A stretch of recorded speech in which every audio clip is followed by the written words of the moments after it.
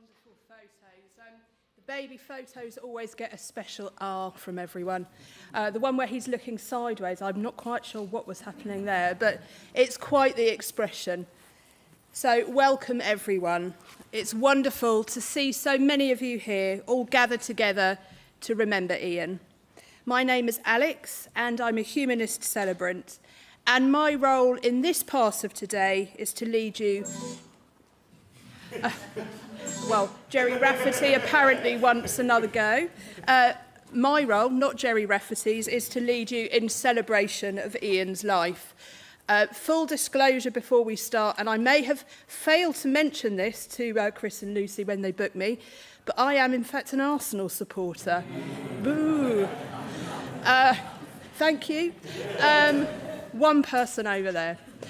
As you will be able to tell from the backs of the orders of service, Ian was not an Arsenal supporter. Anyway, well, I would say apologies for that, but I'm not sorry in the slightest. But that is exactly what this time is for. It's for celebrating a life extremely well lived. And when someone leaves us before their time, that becomes even more important because it gives us a chance, in our shock at their loss, to pause for a while, to slow down long enough to say goodbye and to thank that person for who they've been. You don't ever remember a book only by its final chapter. You remember the whole story, all the little touches of colour, all the standout moments that you will remember long after you turn the final page. And there is so much to celebrate in Ian's life, so much to remember, and so much to look back on and smile. So many ways in which your path through life crossed with his. There's his successful career, his gift for friendship, and with it all the dinners, all the shared holidays, his love of travel, the years he lived here in Cambridge, and then the time that he spent in China. I know we have quite a few people joining us via the webcast, and we welcome all of you too. As we said goodbye to Ian this morning in a short, simple service at the crematorium, I shared some reflections on his life, and I know some of you were there and heard those words. I'm not going to repeat all of them now, but I think there are a few things that I would like to say before we move on to today's tributes. Ian had a gift for communicating and for connecting with others and building friendships. Just look around the room at everyone here. We've even got people standing at the back. Some people here you will know, because Cambridge is a very small place. Many you won't, but all of you are connected by one very, very important thing, and that, of course, is Ian. Now, while work played an important part in his life, so did the people that he met along the way, and he was always extremely generous with his time and with his care. As one friend told Chris and Lucy after receiving the news of their father's death, I reckon you're going to find that several people tell you that Ian was their best friend.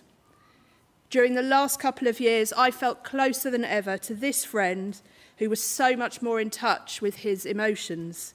He was indeed a very special and generous person. While in his earlier life he was absorbed with work and anxious not to waste any time, always in a bit of a hurry, more recently Ian had learned to slow down a little bit. He was enjoying life as a granddad and yeah to Rory and Reggie, and now of course there's Billy too, who is dutifully drinking her milk and behaving like an angel. I shouldn't say that because I will jinx it. You didn't hear that. Ian had started to reconnect, and there will be many of you here today, as there were this morning, who were looking forward to spending more time with him. There will, of course, be regret and sadness that those opportunities are now gone. So allow yourself those feelings, but also look forward. Go on those cycle rides that he didn't make with you. Make those trips. Go out for that dinner. And when you do, raise a glass to your friend. For now, though, let's tell Ian's story and remember everything that he's meant and that he still means to you. There was no shortage, I think, of people wanting to pay tribute to Ian today, and no doubt later on, when you gather at the Granta, there will be stories told, many of them funny, many of them colourful, but all of them told with love. For now, though, we have a few people lined up to speak about their memories of Ian, and we're going to hear from the first of them now, his good friend Nigel Belbin, erstwhile schoolmate, of course, but so much more besides. Nigel, would you like to come and read your letter to Ian now?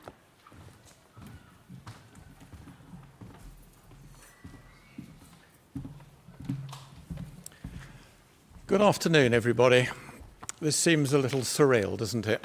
It's only a very short time ago a lot of us were talking to Ian, laughing with Ian. So things are very sudden, how things have changed. And I feel myself, I've almost been in mid-conversation with Ian, and I haven't finished my conversation with Ian. So I'd like to finish my conversation today with Ian, and that's why I've done it in a format of a letter to Ian. Now, there's only one problem with a letter to Ian, is Ian isn't here. He had his cremation this morning, so I can't address him, I can't address the body. But I'd like you to imagine that Ian is somewhere in the room as I read my letter to him. Dear Ian, I'm writing this letter to you because Chris and Lucy asked me to give a eulogy for you. I hope you were paying attention. I need your help. I'm not sure what to say, where to begin or even end. The very fact that I had you down to give a eulogy for me on my demise is rather irritating and throning me somewhat. You have changed the script. So do I simply chronologically go through your life? This would be embarrassing for you and even more embarrassing for other people. Do I big you up, make it funny, or make it sad and sincere? And what are the messages and legacies you would like to leave everybody with? I expect you want to make it a celebration of your life and witty, rather than a sad occasion. And that is because you are a very happy person and always someone for a laugh, even at the expense of yourself. But there are genuinely lots of people here today who are still shocked at your sudden departure from the stage. You gave us no warning. Therefore, I cannot make the whole of my eulogy an amusing and a light-hearted matter. I will try my best to do you credit, but please remember, Ian, however, that my memory is not as good as yours. Unlike you, I cannot remember dates and times with almost anal detail.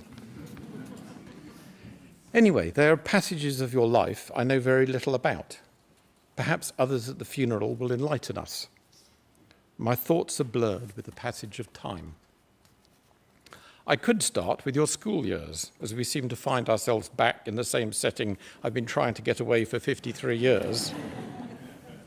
My first memories of you was in the common room, West House, at the Leys School, a happy and upbeat chap of 13 years old, playing table tennis and listening to the radio to the football results on a Saturday afternoon. You had a great topspin forehand, and if my memory serves me correctly, you won the West House table tennis common room competition. Probably the only sporting accolade you've ever picked up in your life. You seemed to enjoy boarding school. You were always very popular with your contemporaries and peers. And not only that, you were a teacher's dream. Good at all subjects, highly diligent, positive and communicative. A German O-level at 14. How did you do that? In the sixth form, we were in the same dormitory of 18 people, and you were in the bed next to me. You had an annoying habit of getting up at 6 a.m., fumbling around in the dark, and going downstairs to your study to do some extra homework. Who else at 17 in their right mind does that? Couldn't you have been a normal, self-respecting teenager? I could tell people how you gave me 20 lines to celebrate your appointment as a prefect. But everyone has heard that story, and besides, it would make you look like a power-hungry megalomaniac, which I don't want to portray you as. I could tell people you were awarded with a place at Emmanuel College, Cambridge, which very few people from our school got awarded. The downside of Emmanuel College in those years was that it was male only, and you relied on me to introduce you to the fairer sex. However, you seem to have gathered your own skills at this since then, making it an art form in your dotage. After a 2-1 in modern languages, in your case French and Spanish, you managed to get one of the few jobs offered to Oxbridge graduates on the management scheme with ICI. It was with the chemical industry that you climbed and sometimes slipped most of your working life. This is beginning to sound like a CV, Ian. To speed my eulogy along, if that is okay with you, I shall run through your life fairly quickly from now on. Once it is known that someone has spent nearly their whole life in the chemical industry, they may switch off. You married Mary in Cambridge a few years later and resided there most of your married years, besides a short spell in London and York. Your children, Chris and Lucy, were educated in Cambridge. You spent most of your time at Ewell Catto, which then became Synthoma. A lot of your time was spent in different countries. You lived in Germany and later in China for nearly 10 years. Your language skills and your passion for travel were being nurtured fully. For the last few months, since you returned from the Far East, you have worked for Belbin, my old company, as I'm now retired due to health reasons. I suspect you did this later career change, not for the ailing chemical industry or to line your pockets, but to help out, and you did, so I want to thank you. But if you don't mind, Ian, I don't want to chronologically run through your academic, work and relationship achievements, as I expect most people will only be marginally interested. Nor am I going to speak about your amazing ability to hear and identify birds. I know nothing about your ornithological conquests.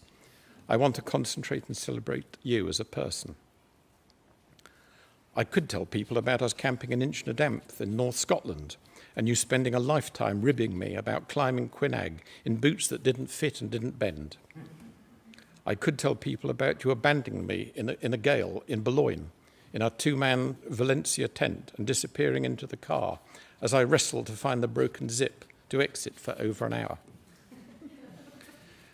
I could tell people about my 50th birthday when you, Graham and I revelled in a walking safari in Kenya. It was a highlight for all of us. You were meant to be the bird man, Graham was the animal man, and Katunga, our Maasai guide, was our chief fixer.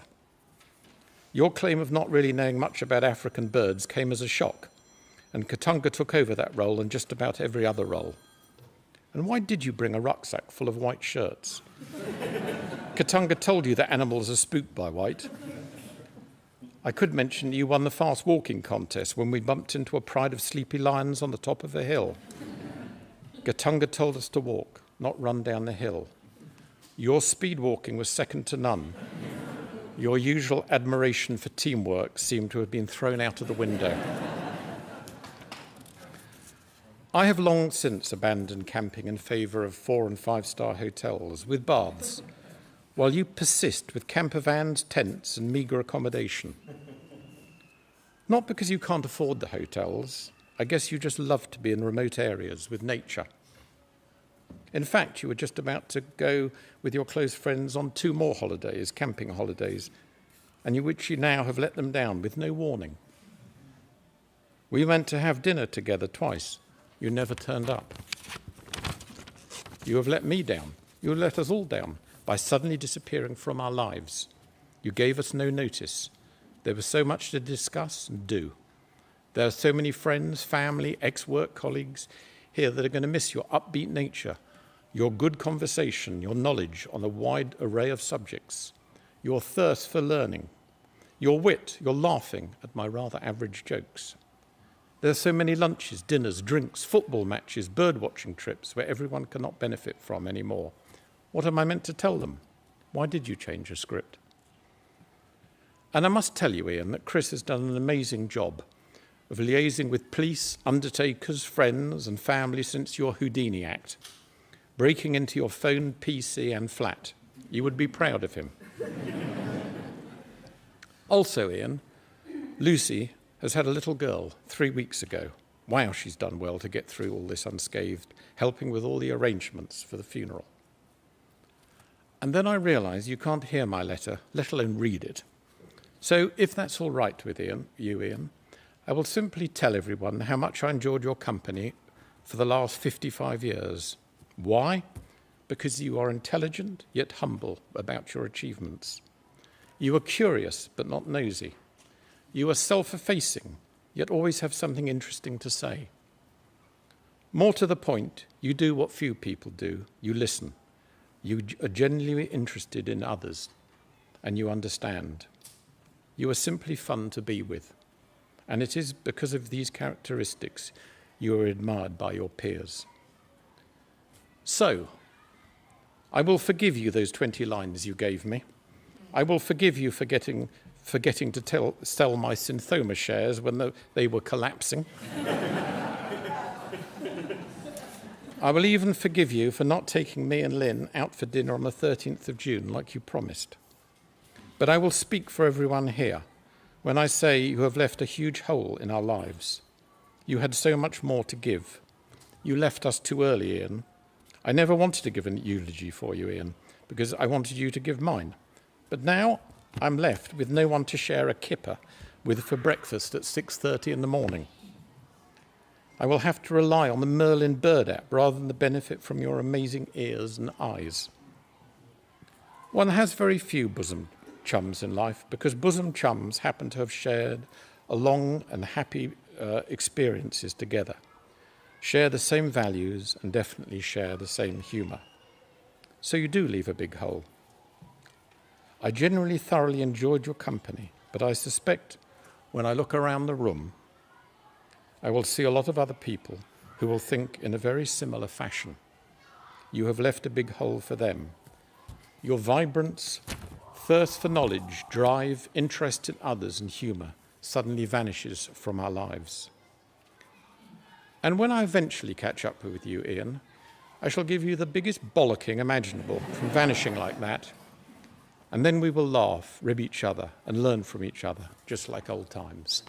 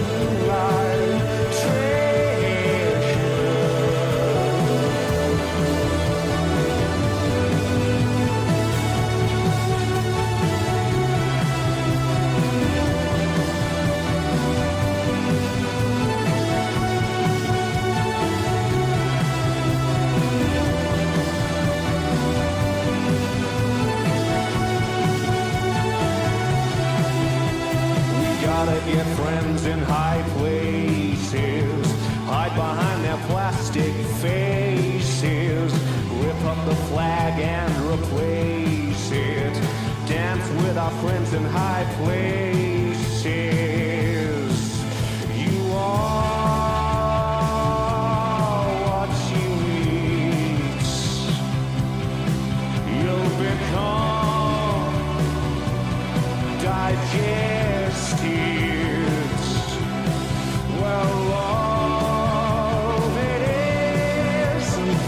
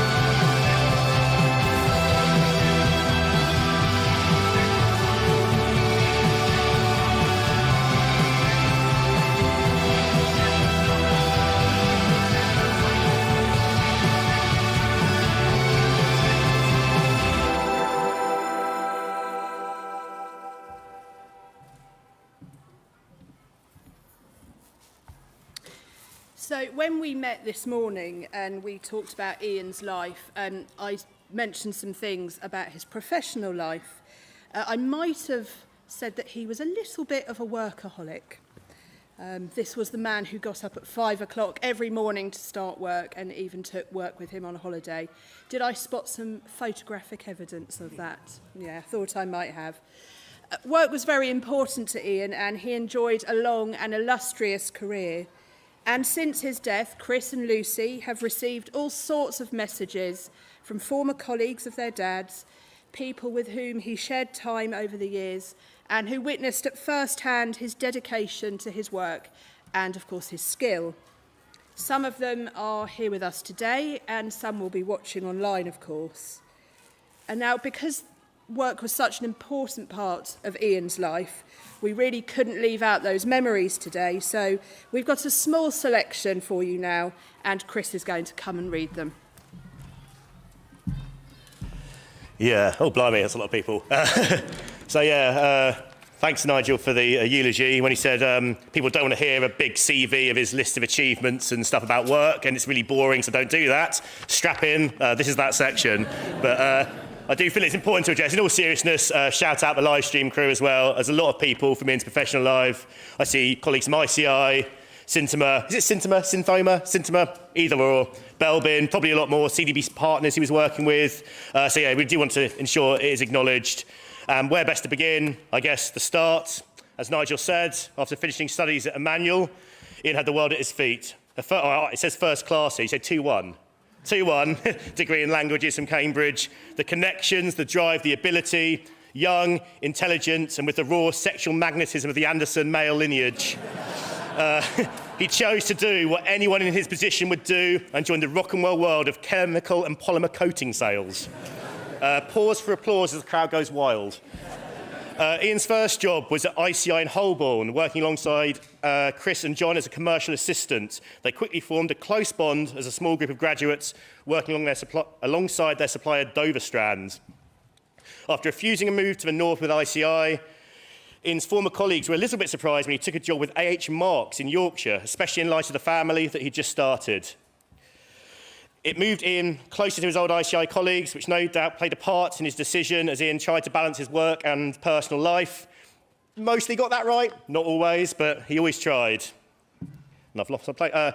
This period at A.H. Marks remains a mysterious gap on his LinkedIn profile. I've never heard of A.H. Marks, so if anyone's got the gossip, see me down the pub. Move on to Syntema, where he was sales and marketing director. Such a role came naturally to him, his ability to be both charming and funny, and I've lost my place again. And backed up with the finance and business knowledge to make successful business deals. Since his passing, we've received messages from colleagues from around the world about his ability to be naturally funny in his second language, when in reality these were his third, his fourth, his 14th, his 30th languages. I remember driving to my Duke of Edinburgh camping thing with one of my Russian mates. Shout out Shaggy. He's not here tonight. Shaggy's Russian, and my dad said, I know a little bit of Russian. And I had a fully fluent conversation with him for 10 minutes about the deforestation of the fens. So, anyway, back to work. Even when travelling, Dad used to print out an itinerary every week with some suitably shit 90s clip art. It was like two businessmen pointing at a map. But it listed every hotel he was staying in, the landline number for reception, and his time that he'd be calling home to speak to me, Lou, and Mum. I can count on one hand the time he missed those calls, and with smartphones, it's hard enough, let alone when you're staying in the only hotel in an industrial town with a chemical plant in 1990s Eastern Europe. I say Dad used to print an itinerary. He printed it. I'm pretty sure that Rita at Syntema used to actually do all his organising. And is she here? Is Rita here today? Shout out, Rita. Just want to say thank you for all the organising you did for our family, as I'm sure it's probably 99% you and 1% Dad. Where are we? Once Lou had left our family home in Cambridge to study at a top Russell Group university, and I also left Cambridge, my dad had the opportunity to move to China to lead Syntema's APAC operations. There's one version of this career progression whereby he took the chance to take a promotion in a demanding new role after finding himself free of children. There's another version of the story when he was exiled to this position after what's been referred to by a couple of people here as the Lake Como incident. whereby after telling a story at a board meeting about how a competitor had transformed their company and achieved great success, he was asked how they achieved this. He looked the CEO straight in the eye and said, because they fired their CEO. So, apparently silenced the room. Who'd have thought? And mysteriously was reassigned to China. But, you know, pick whichever one of those you think is true. Once again, shout out the live stream. We are honoured that so many of his colleagues, both in the UK and around the world, are able to be here today and watch the live stream.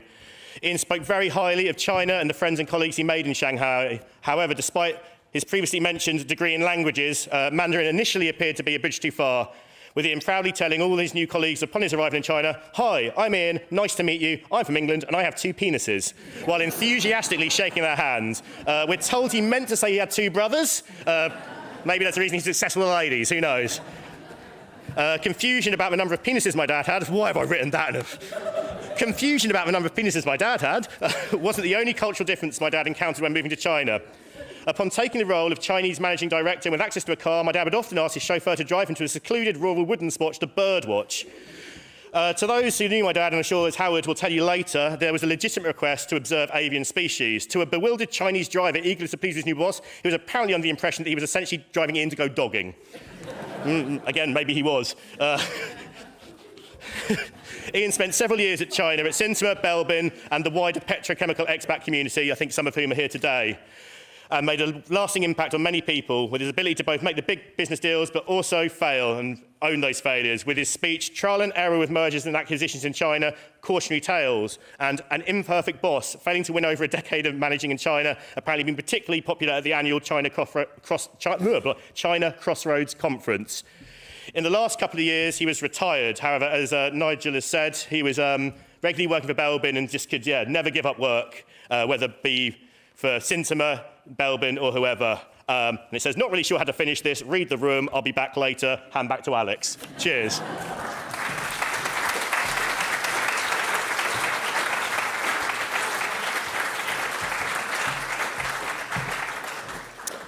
Well, how do you follow that? That's the first time anyone's talked about their father like that at a funeral I've led. So thank you for ticking that off the list. I'm not sure that will be happening again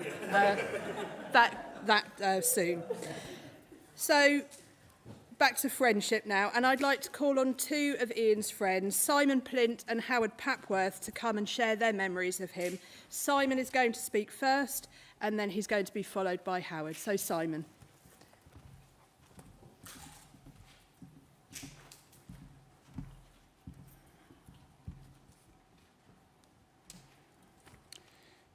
Ian was my oldest friend. We met at university as modern linguists. My first impression was that he was a bit loud, tapping irritatingly on the table as he pontificated.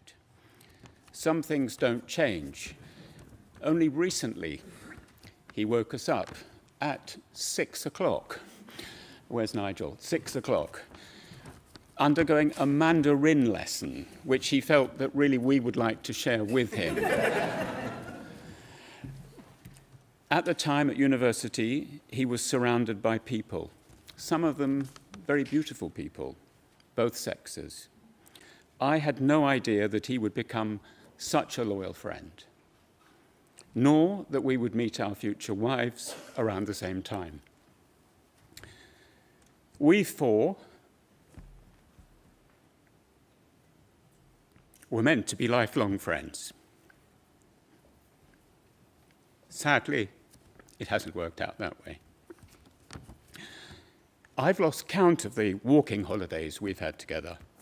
Of course, Ian didn't, because he was clearly on some spectrum. He could recall all the dates, all the summits, and, most excitedly, all the airports, because he had a list of all the ones he'd visited. Our lifer, as birders would say, was Poprad Airport in the Slovakian Tatras. He was very proud of Poprad. Whilst walking, Ian would patiently try to help me learn about the birds we saw, but usually the conversation would be along the lines of, That's another oyster catcher, Simon. In fact, it's the one you just saw. There are plenty of stories I could tell, but what I'd like to describe is how someone devoted to work for most of his life, indeed a workaholic, someone who was proud in his early 20s to be known as Mondeo Man when he got his first company car. Boy, was he proud of his Mondeo. But even prouder when he upgraded to a Cavalier. He really felt he'd made it when he got his Cavalier. How this man has re-examined his life in recent years. The growing self-awareness was endearing. Ian was opening up new parts of himself,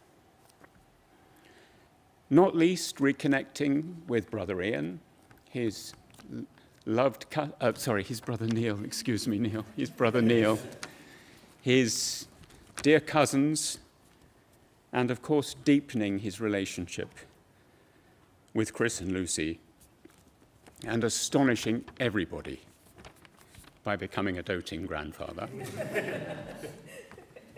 Ian was a paradox. I always thought of him as a loner, but I have never known someone with so many really close friends. He was my best friend. But I know that I won't be the only person here to feel that. Like everyone else in his life, he worked really, like everything else in his life, he worked really hard at his friendships. Recently, Ian was affected by ill health experienced by his closest friends. It's ironic that we've survived him. I heard about Ian's death only 2 days before we were due to spend a week in the Outer Hebrides, in Ludwig, the camper van. Like everyone here, I can't believe in the untimeliness of his death.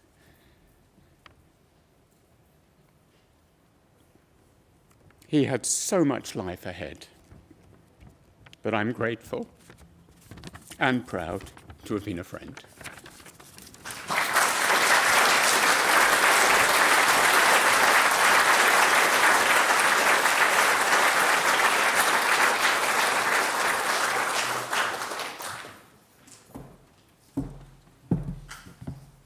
Wow, there are a lot of people here, quite right.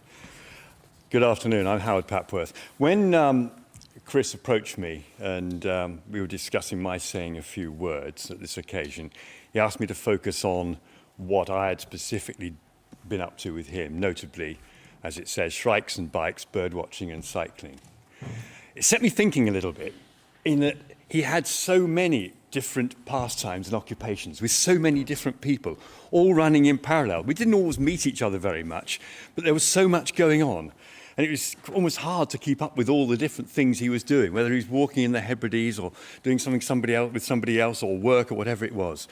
It clearly reflected the many different aspects of his life, both personal and with the many different workplace colleagues and friends he made over the years.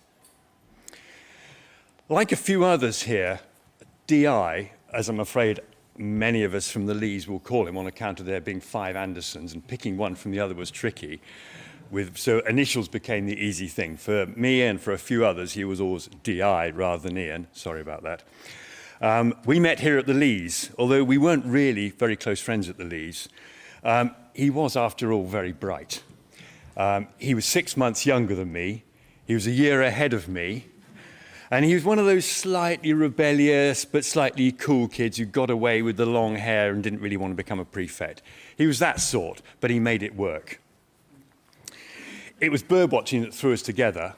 We were both very keen birdwatchers, and many threw us into the same places at the same time. The Isle of Rum back in 72, Shetland Isles in 73, and then while we were at university, we were off to southern Spain together while he was working, had a year abroad in Spain, and then we were off to Mallorca, all over. And it also helped that we had both read the same subjects. So we both read the same A-level subjects here, so we could go on, grouse on about our teachers. We both read the same subjects at university, although I'm slightly embarrassed to admit I was at that other place. We crammed, from then on, once we got into our working lives, we crammed bird watching into always squeezing a week or here or 2 weeks there, wherever we could. The Camargue, Finland, right up into the Russian border, Outer Hebrides. Much more recently, of course, when he was in China, we were out there to go bird watching there. We squeezed a few days in there. And then even in the last couple of years, on the Isle of Colonsay off the western coast of Scotland, Speyside, and even last year up in Northumberland in the famous camper van. Indeed, we should have been in Northumberland again only 2 or 3 weeks ago, bird watching, but sadly that wasn't to happen. And yes, through those years we have seen many shrikes. It wasn't just about the birding though, it was really about all the laughs. For some reason, everything became a hoot, and we just drifted from one laugh to another. I can't remember how it happened. Everything became a joke as we swapped notes about work life, private life, friends. We just childishly giggled our way around Europe in the combination of sort of embarrassing and in-jokes that seemed to just flow from one to the other.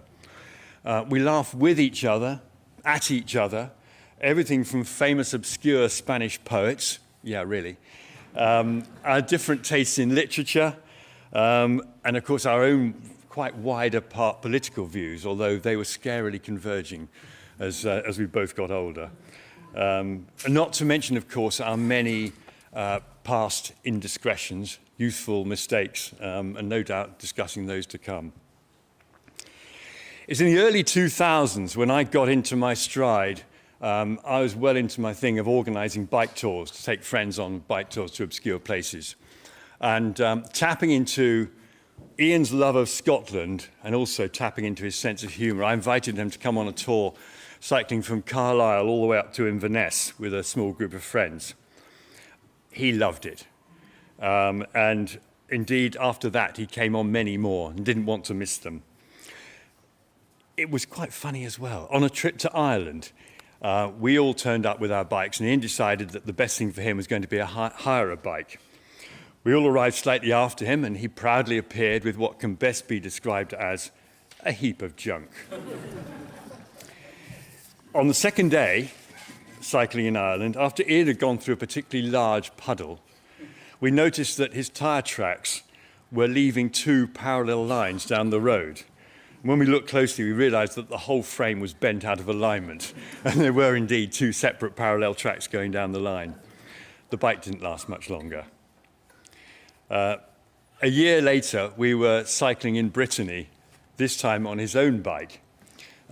He was rather put out that some of us were sporting rather more modern cycling gear than the traditional sort of old rugby shorts and a T-shirt.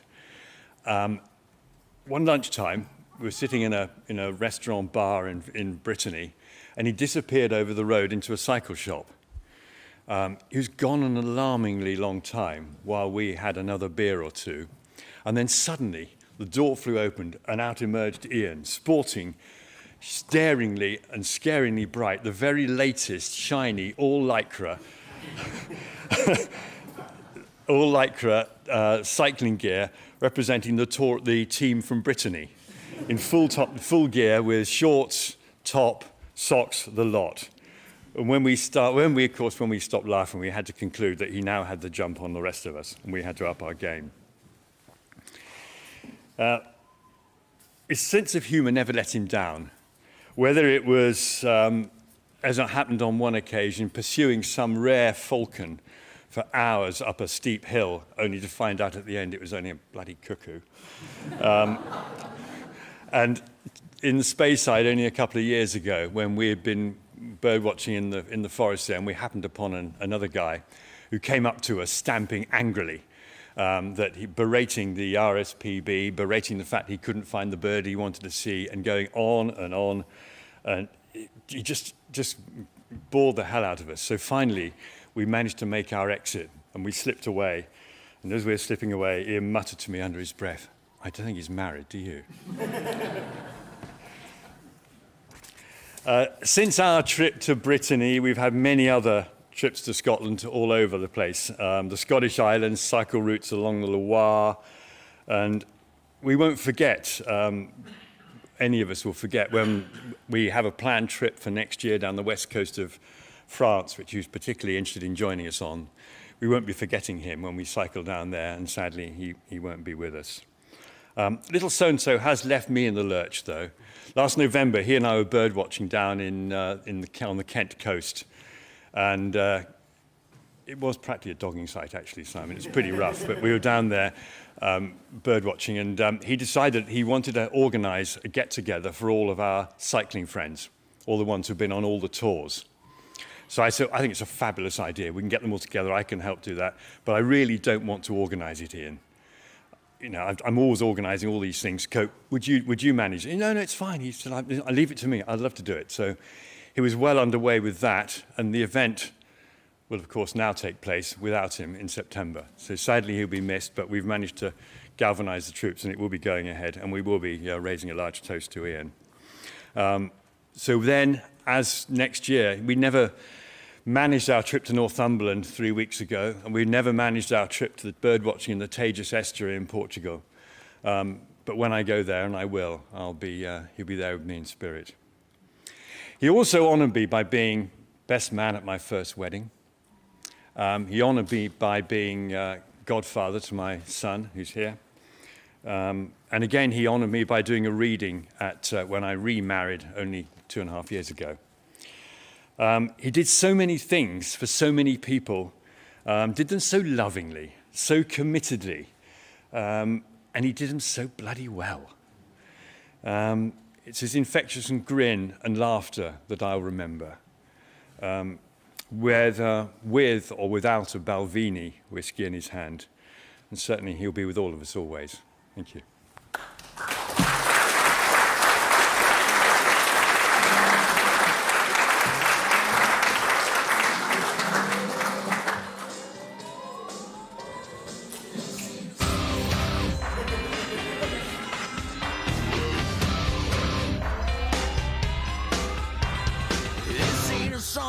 For the broken hearted, a silent prayer for faith departed. I ain't gonna be just a face in the crowd. You're gonna hear my voice when I shout it out loud. It's my life, it's now or never.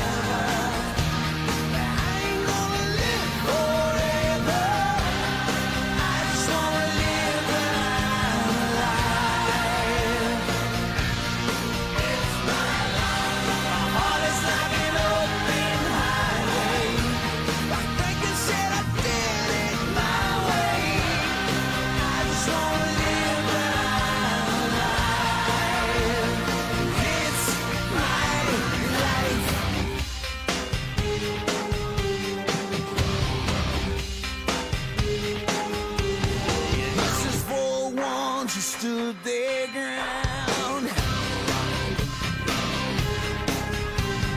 Tommy and Gina never back down. Tomorrow's getting harder, make no mistake. Looking even look, you gotta make your own breaks. It's my life, it's now or never. I ain't gonna live forever.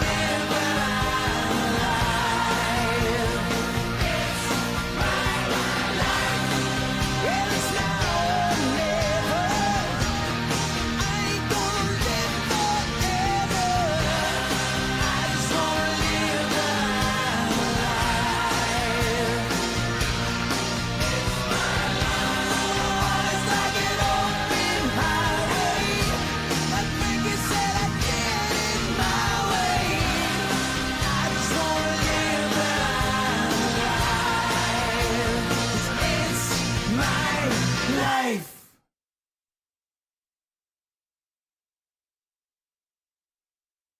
Tributes. We're going to turn to family now, and we're going to hear first from Ian's younger brother Neil, who's got some words that he's written that he'd like to share with us. Neil.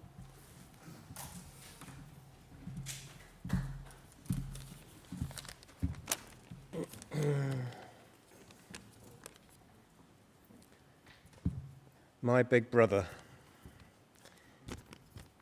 He did his best to look after me. He touched my heart, especially recently, with his kindness and love.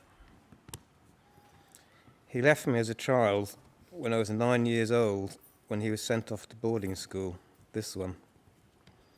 Occasionally he came back and put his arm around me, like when our parents got divorced when I was 17, like when my mum died when she was 87, and now, almost now until 2 months ago, when I was 65, it seemed he had come back permanently. Then when I was 66 years and 8 hours old, he went again forever.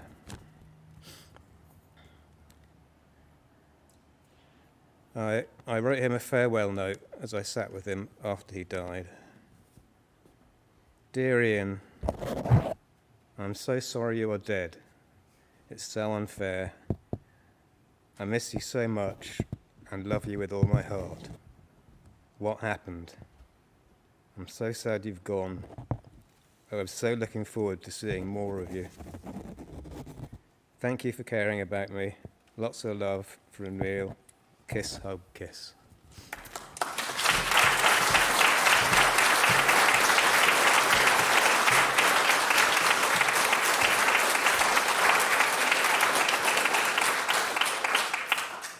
Thank you for that, Neil. And now to Ian's children, Lucy and Chris, who I think we can all agree have done such a brilliant job in putting this whole thing together for their dad, in choosing just the right place to hold it. Some of you will be able to hear the children playing outside, which is rather lovely. They've been sorting through photos and debating the perfect songs to play. So can we all thank them for doing that?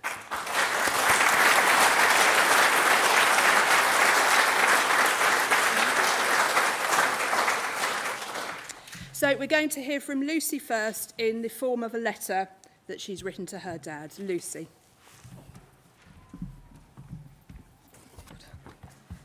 To Dad, I want to say thank you for bringing me up for who I am today. You taught me some valuable lessons, and here's a few of them. Never go to bed on an argument. Love music. You took me to my first concerts, S Club 7, Shaggy and Green Day.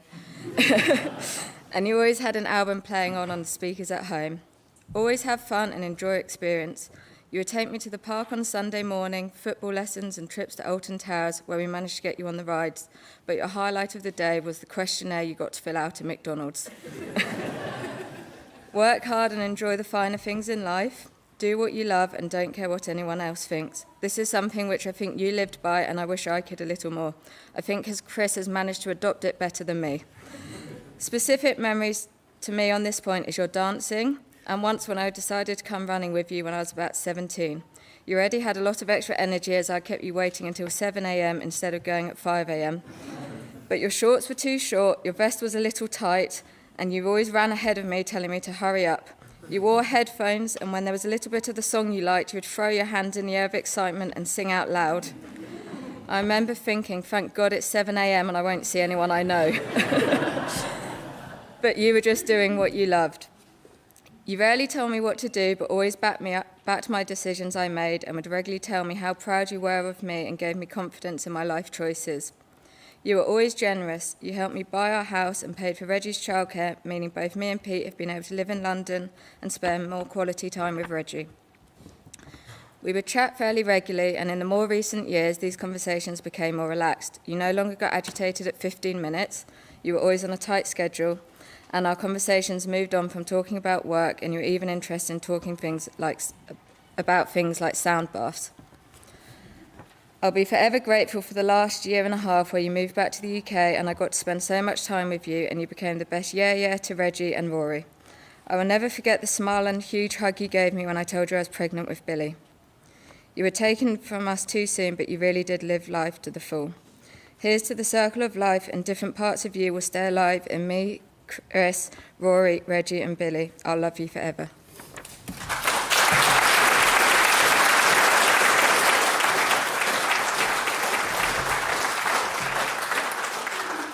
And now let's hear from Chris with the last of our tributes for today.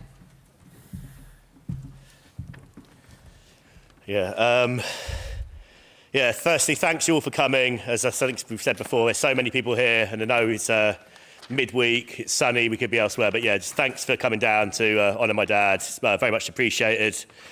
Next thing says time check. I think we're doing okay, but I won't keep you long, don't worry. No, we're fine, happy days. Lucy started by mentioning the first gigs that Dad took her to. Was it Shaggy, Green Day and S Club 7?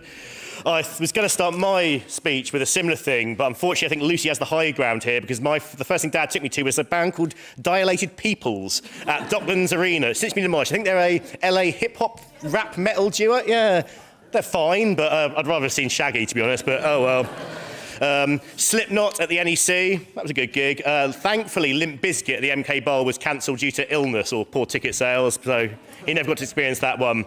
However, when we were young, Ian's says CD collection, tape collection was mostly Chris Rea, Dire Straits, Genesis, and things like Drive Time, Volume 5, 1990s power hits. However, fortunately, we bonded with our shared love of bands like Block Party, Muse, Arcade Fire, Franz Ferdinand, and then what I think is now colloquially referred to as Landfill Indie. But me and Ian bonded over this shared love of music. However, things went a bit far when I got a text off a friend of mine saying that Ian was in the 100 Club in London on his own watching a band called Sons and Daughters that I'd never heard of, but apparently were quite trendy.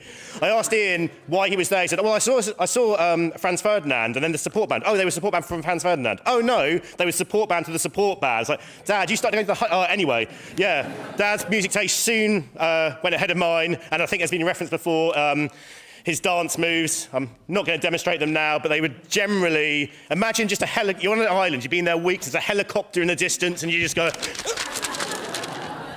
Pretty much, yeah. And also imagine you've got a really high shelf, and the dishwasher's been emptied, and just... Anyway, that's enough. As I say, his love of gigs, our shared love of gigs, was what inspired me to take a career in that industry, and I'm very thankful not only for everything he's given me, but especially my love of music and attending concerts that I've turned into a career. And he kept on going to gigs long after I stopped and had a family. He was still going to gigs till pretty much the day he died. I want to move on to our second shared love, the mighty, mighty Tottenham Hotspur. I can see Spurs shirt in the room. I see a few Spurs fans. I also see a few Arsenal. Yeah. How's it feel being second? Anyway. As I say, I think it's been referenced, Dad grew up near London. In the 1960s, Spurs were extremely successful. He had no particular affinity to North London or Spurs, but he glory hunted them. And I do occasionally think how different my life would be had he picked Arsenal. Would I be happier? Probably not right now, but... There's a bullet point that says shit 90s Tottenham, and it just lists awful players we had in the 90s. Shout out Stephen Dolmer, Raul Fox, Chris Perry, Grigoras Raziak, to name a few. Unfortunately, that was what my dad gave me, this gift of music and great music, but also balanced it out with 1990s Tottenham. Fortunately, things got a bit better. He had an unhealthy obsession with Moussa Dembele. You know, he's just an absolute physical specimen. Or he's just a fit man. But after several years on the waiting list, with the new stadium, he was very lucky to get a season ticket, which was his retirement present to himself. And I'm very fortunate he has passed on to me, so hopefully I can live the glory times, European champions, watch Arsenal's downfall, etc., etc. And Ian's final night, watching the Europa League final with Phil and Paul. The last time I spoke to Dad was shortly after full time. I don't really clearly remember what was said. I was jumping around a pub in Leeds with my shirt off. He was apparently jumping around, I think, Paul's living room, or Phil's living room. I'm not sure the status of his shirt, whether that was off and on, but let's all take a second to imagine the beautiful sight of Ian, Phil and Paul all jumping around with their shirt off, regardless of what actually happened. When the coroner spoke to me and Lou and asked if Ian had recently carried out any significant physical activity, well, that probably says something about the vigorous of those celebrations that night. There is no good way to die, but we've all got to go at some stage. And if Ian could have chosen a way, spending the nights with his close friends, watching Spurs finally end their trophy doubt, would have certainly been up there. That being said, I can only hope in 2058, Spurs winning the Champions League will be so routine that I don't care and it doesn't matter. My heart doesn't give out that way. But yeah, thanks for everything, Dad. I'm gonna miss you. I love you forever. And it says now to the pub, but I think Alex is going to probably close it out. Okay, yeah, so cheers.